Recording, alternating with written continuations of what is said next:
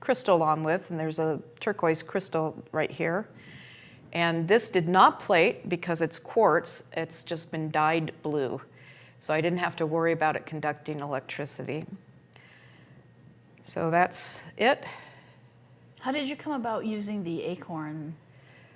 I had a caps? box full of dried stuff at that point in time, and I just picked and choose, and I love acorn caps. I just do. I think they're so very cool. And one of the coolest things you can do with electroplating is plate the whole acorn, and that also looks very wonderful. Very nice. Okay, so now we know how to put together jewelry, how to coat it with the paint to make sure it's going to paint, how to make the paint. And all we're going to do now is put a bath together. So I'm going to put one bath together, the small one that anybody can do.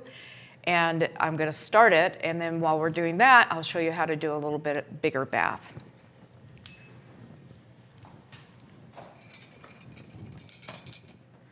Are we going to be using any of those things over there?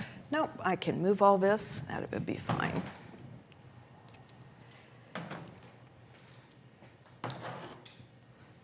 Okay. So what have we here? So this is just a very simple setup. This is a 600 millimeter chemistry beaker. I use these because they're really hard to break, and I really don't want something breaking.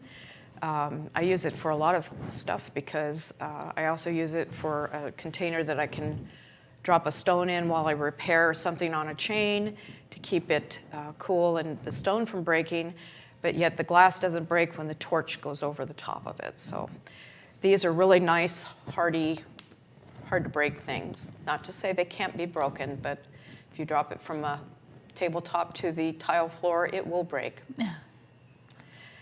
So you need a few things, and